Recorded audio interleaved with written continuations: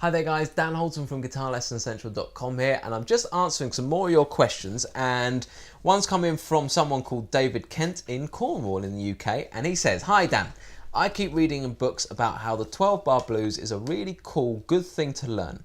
Trouble is, I don't really know what it is or what it means. Do I play 12 chords? Do I strum 12 times? Could you shed some light on this for me?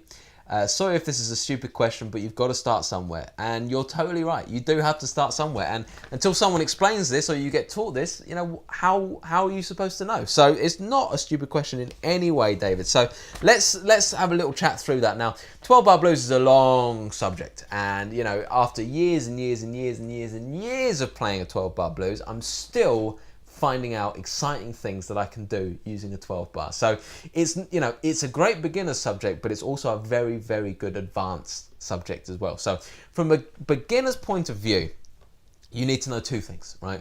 What the kind of fundamental 12 bar means, so in that it is 12 bars, and what chords you're playing through in those 12 bars. That's what we're really trying to get at here. But you need to understand a tiny little bit of theory. So when you've listened to a 12-bar blues, what you're more than likely going to hear is a 1-4-5 progression, okay? And what that means is from your key, or even your major scale, you take the first note and create a chord from it, the fourth note, create a chord from it, and the fifth note and create a chord from it. So if I was in the key of A, okay, here's my A major scale. 1, 2, 3, 4, 5, 6, 7, 1, okay? And from the first note, the fourth note, and the fifth note, I'm going to create a chord, and in the blues, they're going to be dominant chords, okay? So typically a seventh chord, which would be an A, 7, a D, that's the 4, 7, and the 5 note is E, 7. So first thing you need to know is what the 3 chords are, because typically a blues has got 3 chords. And I do mean typically. Remember, all these rules can be broken just like in any setting, but that's the basic idea. Typically 3 chords, the first, the fourth, and the fifth from the major scale, and all of them 7th chords. So in this instance, we'd have an A7 in the key of A, a D7, and an E7. If I was in the key of G, there's my G major scale, I'd have a G7, a C7, and a D7, okay? Because they're the first, fourth, and fifth notes converted to 7th chords, okay? And there would be my 3 chords. So, part 1, what 3 chords have you got in that key?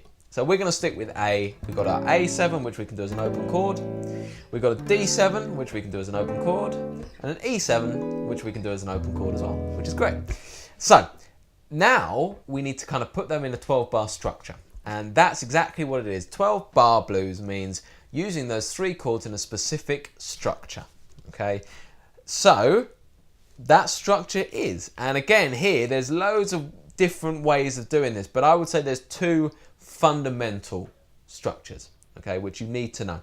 And the first one is this, okay? If I have my A7, I'm going to play that for the first 4 bars. So, for example, 1, 2, 3, 4, 1, 2, 3, 4, 1, 2, 3, 4, 1, 2, 3, 4. Then I'm going to play my 4 chord, which is D7, for the next 2 bars. 1, 2, 3, 4, 1, 2, 3, 4. That takes me to bar 6. Then I come back to the first chord again, so we return to the A for 2 bars. 1, 2, 3, 4, 1, 2, 3, 4. Then we're going to go to the E, which is the 5 chord, which we do for 1 bar. This is bar 9. Then the D7, which is the 4 chord for 1 bar. 2, 3, 4. And then we'd have like a turnaround section, okay? So that basically took us up to 10 bars, okay? So you might have to rerun that and go through that again to learn that kind of structure, but that's a basic structure up to the 10th bar. And then you've got 2 bars left of the 12 bars, right? And that's normally where you would hear that kind of, oh, that was atrocious, but that kind of turnaround thing. And rather than learning that initially, we would just learn a turnaround in chords. And what I would do is take half a bar per chord. So I'd do A, then the 4 chords D, half a bar each. So 1, 2, 1, 2. Then back to the A, 1, 2, and then over to the E, 1, 2. And that would be a 12 bars. So basically the last bit's like a quick part. So 1, 2, 1, 2, 1, 2, 1, 2. So A, D, A, E. Okay? Which would work very nicely over your dun, dun, dun.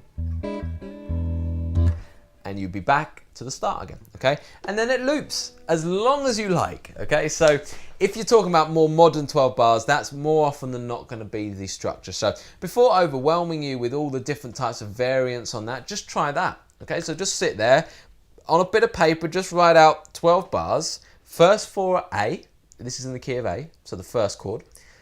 Then you've got D, 2 bars, A for 2 bars, E for 1, D for 1, and then that turnaround section that I just went through. So that's your basic idea for a 12 bar, and you're absolutely right, you must know a 12 bar because it's going to be so much fun to kind of jam with your mates when you know roughly what they're going to do, and then, you know, when it comes to soloing, you can do all kinds of things over the top. So have a bit of fun with that, good luck with it, and as and when you're ready, you know, we can progress that.